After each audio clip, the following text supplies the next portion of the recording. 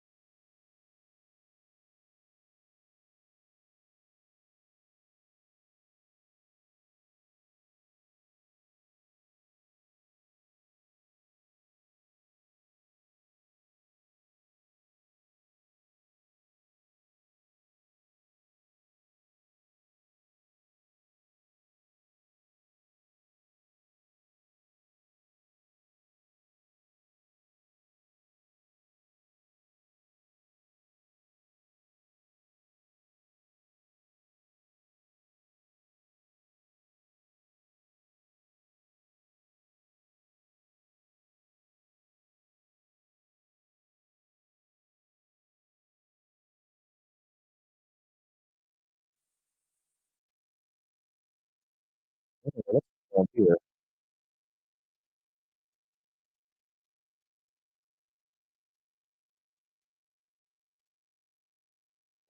I'm hearing some interesting, weird sound stuff. I don't know if you guys are hearing that as well. I'm hoping that you guys are at least hearing me.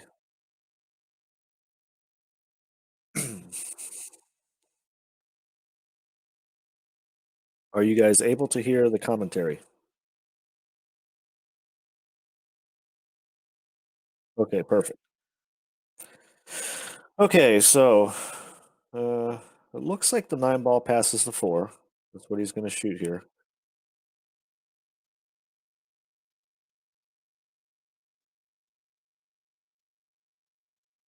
And I think he does have just enough angle. I think you're going to see him float down to this bottom rail, and I think he's going to shoot the 8 ball up here in this lower right-hand corner pocket. Well, unless he can make it there, I'll tell you what, it does not look. He might have to bank this ball straight back. Yeah, and he is calling it there. I didn't think it went in that corner. I'm not sure what he was trying to do there. Looks like he might have swished it. It's just, it's just kind of funny that the guys just can't miss right now. Yeah, somebody's saying he should have dropped behind it. I agree. I thought he should have went down to that bottom rail and shot the 8 ball in the pocket that he actually did end up shooting it in. Um, but from underneath rather than having to bank it. But I'm not sure what he was doing there. But he is definitely on fire right now.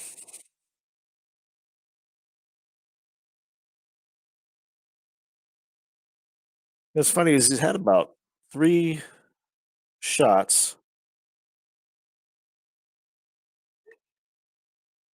where you know like he had a bank shot on the 8 ball. He made one like going back to the last set. He had a kick on the 5 where he had to go rail first, and it wasn't a hanger. I mean, the 5 ball was roughly close to the pocket, but it wasn't a hanger shot. And there's been a few shots like that. And I know it's only like 3 little shots, but any one of those shots could obviously one of those shots doesn't go, and it changes the potentially changes the outcome. So every single time he's had to come with a good shot, he's made it.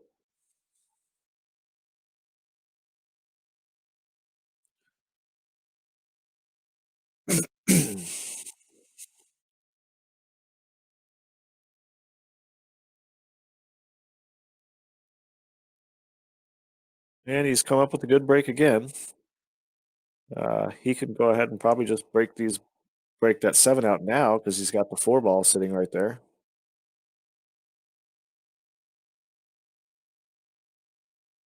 as insurance ball. You don't hear that in a lot of other games. I know, but that's kind of a straight pool concept. The insurance ball. I know they talk about it. One pocket players talk about it as well, but whenever you're going to run into a stack like that, or you're going to run into some balls, it's nice to have a ball that's sitting in a position to where you're guaranteed that even if you don't get something else on one of the balls you're going into, you're going to have a shot on that particular ball. So in this case, the 4 ball was his insurance ball.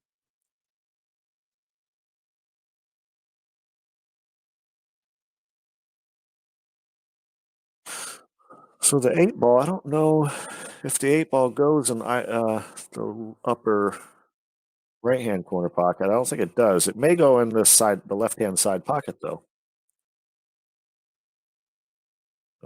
Unless he can maybe off the 6 ball nudge it off of the 14 somehow.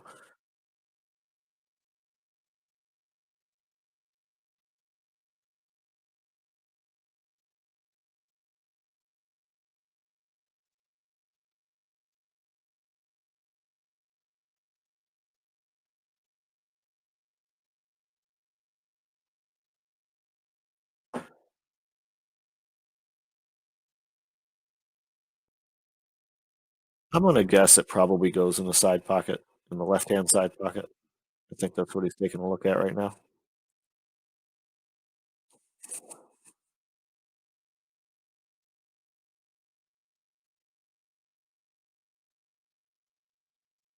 Because one thing you would prefer to not do if you can avoid it is, try to break the 8 up off of the 5 because, then you're really not guaranteed to get any kind of shot. So he would like to not have to try to go into anything here and just shoot it in the side pocket if he can.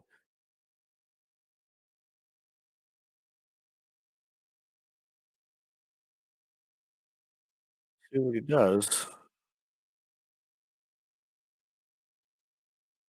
Oh, well, he went into it and he got a shot. Just continuing to put on a clinic here, 6 games to 1.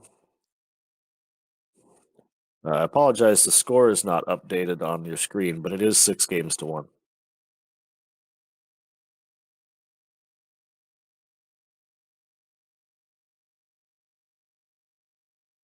Yes, I can.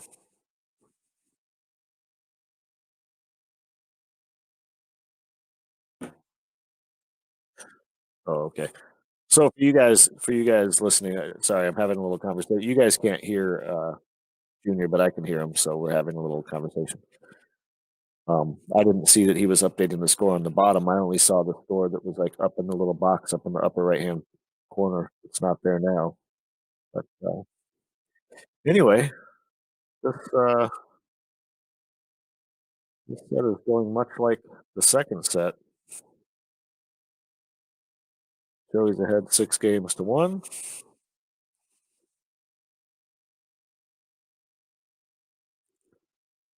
And breaking, and he's been breaking well. And I mentioned this early on. Um, I do like this break for bar table 8 ball. Just go ahead and break them and try to get out because usually most of the time if you get a solid hit, you're going to make a ball, and you have a much better chance of having a wide open table when you hit it like that than you do using any of those second and third ball breaks. And maybe I just don't know the break, and that's why I feel this way. But I've never felt like those second and third ball breaks were as productive as breaking like this on the bar table playing 8 ball. So back here, the only thing that's kind of difficult here, I know he's going to take the solids. That's what it looks like he's looking at. The only thing that's kind of difficult is there's nothing on that end of the table to break the 8 up with.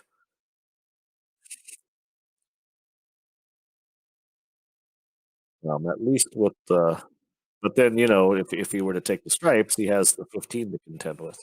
So um, let's see how he navigates this. So far, everything he's touched has turned to gold for the last 2 sets. So um, let's see what he's going to do here with this 8 ball.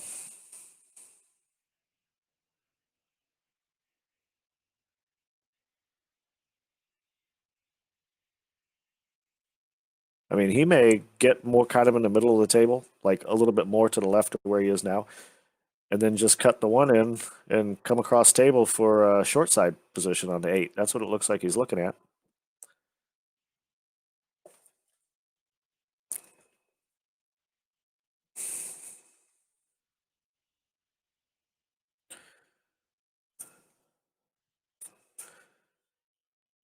And I think he got pretty good. Just needs to come across the table with good speed control. And speed control is definitely not his problem right now. He's making the easy ones look easy and the hard ones look easy too. So he's leading 7 games to 1. And there's because of the break and the with the feed and everything, I've lost track. I don't know how many racks he's actually broken run this set, but at least 2 or 3 just in the short time that I've been watching. Since we've been back from our little forced intermission.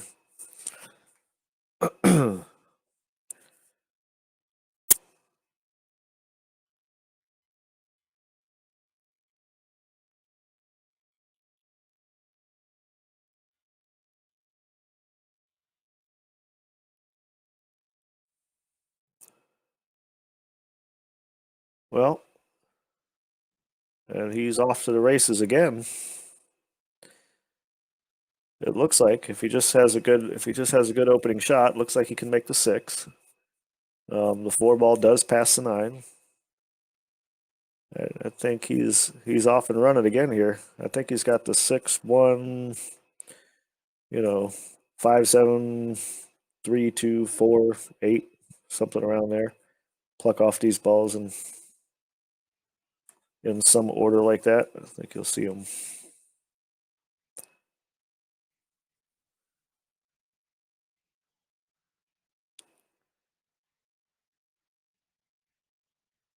Oh, he's going low first.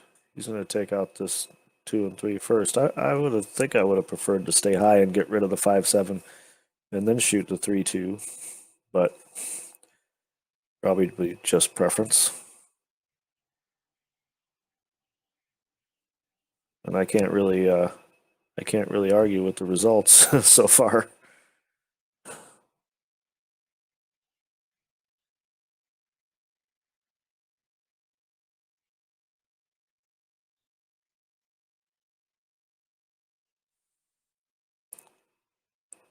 Now, see, ordinarily I wouldn't like. I know that the shot is the 7 to the 4, but he fell so exactly perfect on the 4 that I might have went ahead and just shot the 4 because you got, because now I mean he's going to make it, but I'm just saying he landed so perfect on the 4 that it took the any kind of chance of not getting out of the equation. But anyway, the guy's just on fire, really. What can you say? I mean, if he does win this set, I don't think Nick has anything he could be too upset with or ashamed of. I mean, he didn't do anything wrong, really.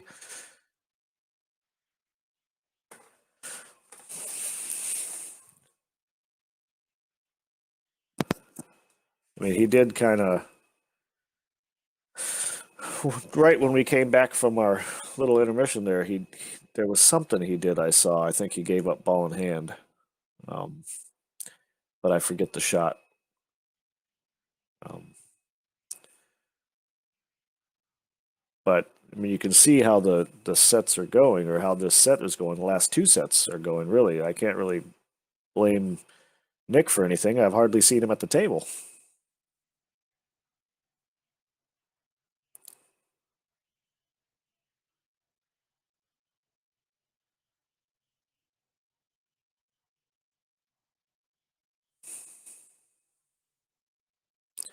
That's one thing about pool that's different uh, than a lot of other sports or games or whatever you want to call it.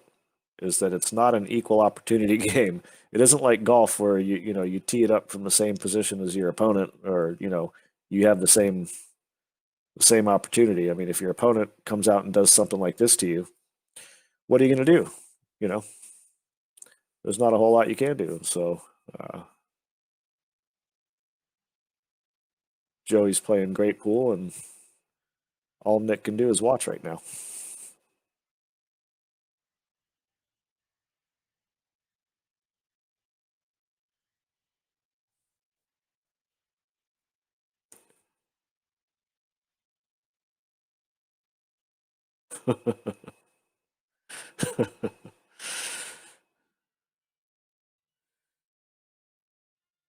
So, oh, he's in a good. Oh, he's going to go ahead and okay.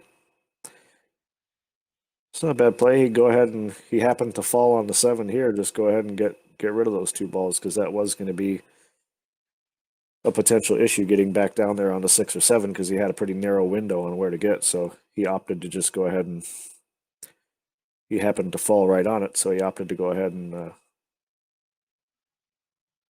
clear it off the table.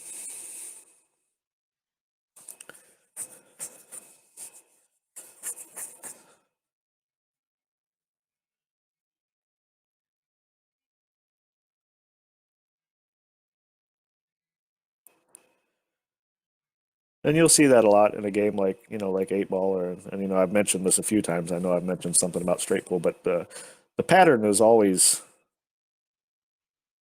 mean, if you're in perfect line all the time, then obviously it's just what you're thinking. But it evolves right after every shot. There's a reevaluation, and so in this particular case, you know, the shot before the 7, it looked like he was trying to get straighter on the 3 to shoot the 4.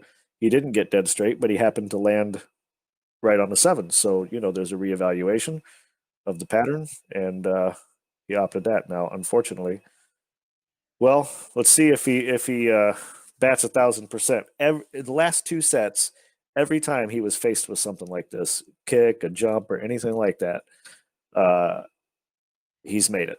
So if he happened to if he happened to do it this time, it would just it would cap off. It would really put the exclamation point on how these last 2 sets went.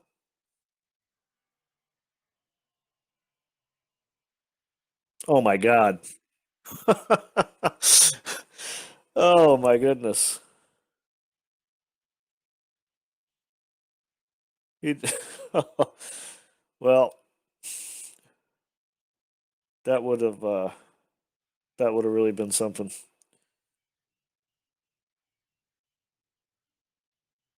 Well, Nick's been given a stay of execution here. He gets to get back to the table. It's 8 games to 2. Um, but of course, it isn't over. I mean, obviously, Nick if Nick starts breaking the balls well, you know, he can run racks too. So um,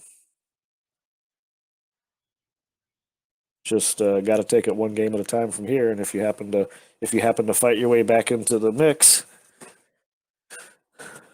well, unfortunately, it's not going to happen that way. Kind of unfortunate. He jumped to that ball and rifled it right in and went off the table. But that would have definitely been the exclamation point on how he's played these past 2 sets.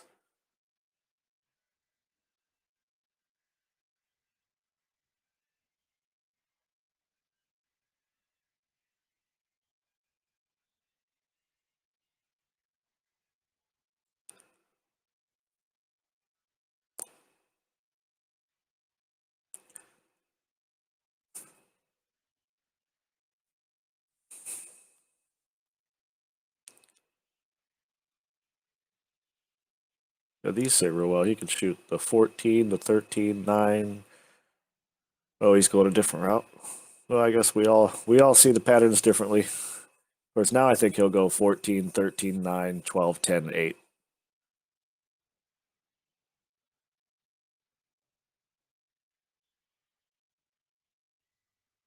Oh, he got a little straight on the 9 though. He got straighter than he wanted to be. He would have liked to have a little angle to come down and get straight in on that 12.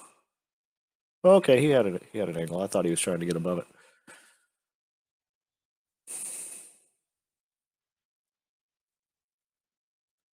Well, I'm hearing the fat lady warming up those vocal cords.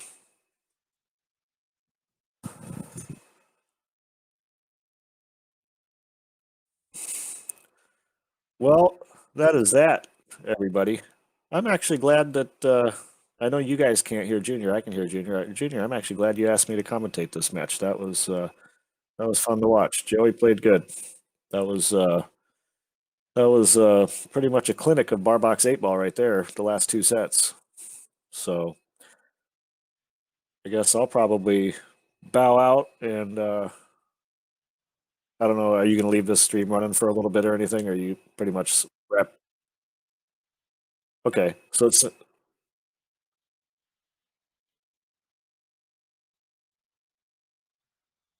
oh, should I? He and I can't talk on the stream though, right? Oh, okay, okay. In that case, I guess I'll hang out for a minute because what's that? Okay, so you guys can't hear. Junior and I were having a conversation, so Junior's going to leave the stream running for a few minutes. Uh, Joey and I are going to talk. I'm going to talk to Joey here, and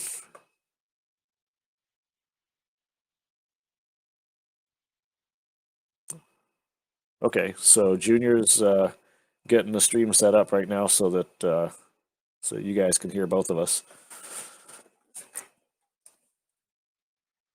Hello.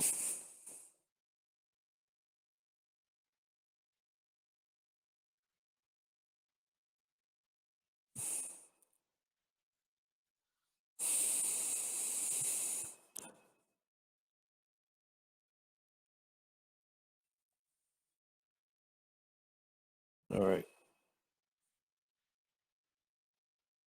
Okay. All right. So, yeah, that's some pretty good playing. Uh-oh, he's gonna put is he gonna put the AirPods in Joey's ear now? That's definitely a super spreader event.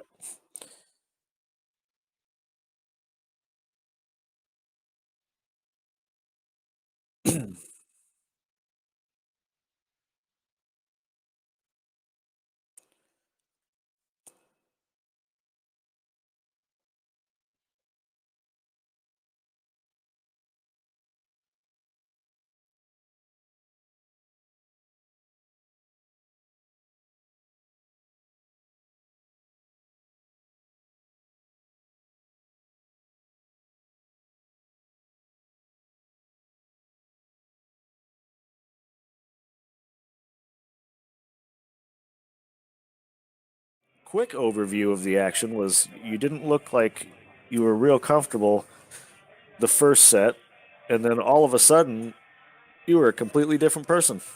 You played you played two sets that were just you played some great pool. You played great patterns. Anytime you got out of line or you had to really come with a shot, you came with it. I thought you put on a clinic really those last two sets. You know, yeah, I appreciate that, Jimmy. The first set, when he breaks and runs three right out of the gate, and then I don't get out that next game, he's up 4-0. You're right. I had a hard time getting my footing, and Nick's a great player.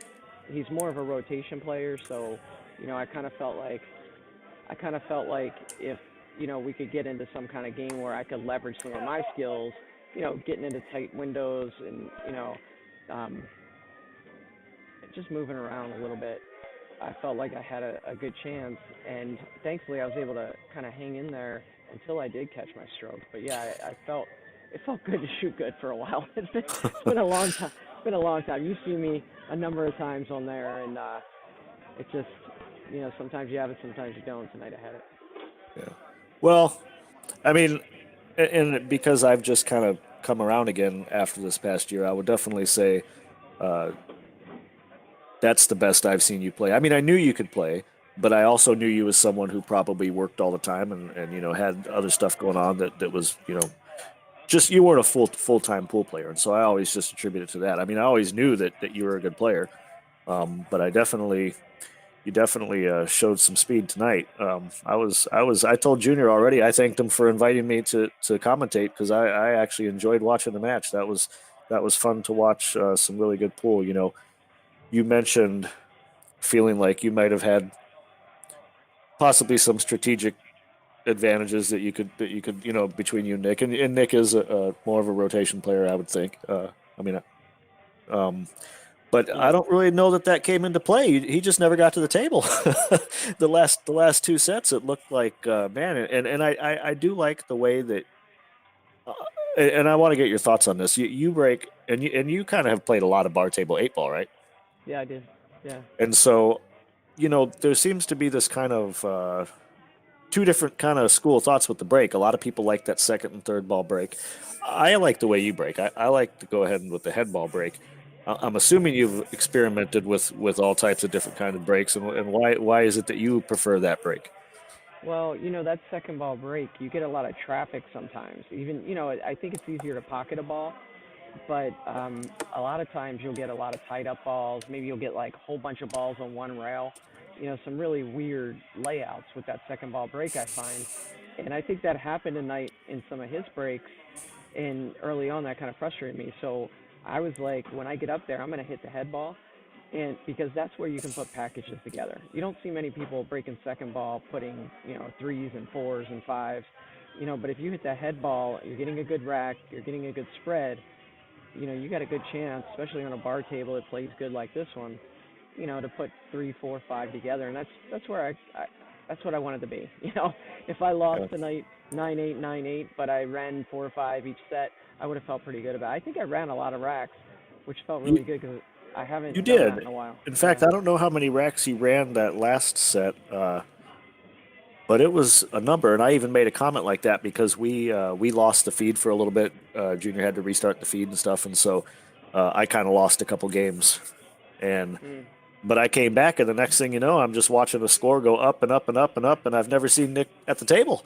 So I'm Yeah. thinking, well, he's run a pretty good number of racks. But you really, I gotta say, I was impressed. You played some really good pool.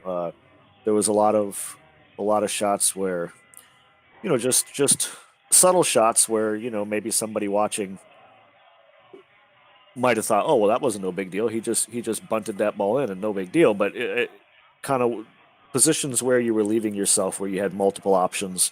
Because I think a game like this, that's important to put yourself in those kind of positions where you have multiple options. You never want to be playing position from one ball to one ball to one ball, right? Yeah. I mean, when you have multiple balls on the table, and I think that you play this way, and correct me if I'm wrong. I'll get to you commenting on that, but I think you put yourself in better positions that give you uh, the greater percentage of having a shot. Sure. So Yeah. I mean, because like a lot of times, you're trying for one ball, you get stuck, and then you're kind of out of luck. And that actually happened to me a couple times. I had to make a jump shot on an 8 ball. I kind of knew I had to land the cue ball on the 8 ball. it was it was unfortunate to get that shape on it, but it was just one of those nights, Jimmy, where yeah, I was trying to keep my options open, but then after a while, I kind of felt like I'm really feeling this table. Like there was a 1 ball where I had to slide behind the 8. I think some people might play into that ball and try to break the 8 out, but I was like, you know what, I can get in the 6-inch window tonight. I just felt really good about it, so it felt great. And I just want to thank Junior Flores and AZPOOL15 helped us with the stream tonight. I want to thank you for commentating, and I want to thank everybody for tuning in. This is our kind of experiment here. Can we do a live stream on the YouTube channel? So I really appreciate everybody that tuned in, and you know, it's just I've had so much support with the podcast, and it's really a blessing. So it felt good to play good for the people who've been watching the podcast, if that makes well, sense. no, well, you definitely did do that, and no need to thank me. It was a pleasure to watch. So I'll Thank you, buddy. so Well, all well, right. I'll let you go on that note. But once again, good playing. To Nick's credit, I can't really fault him for anything. You just put on a clinic, um, and it was a good match. It was a good match to watch. So good Okay. luck with the podcast and everything, and hopefully I'll be out there and see you again sometime soon. Okay. Thanks, buddy. Good, thanks. Thanks, everyone. Okay.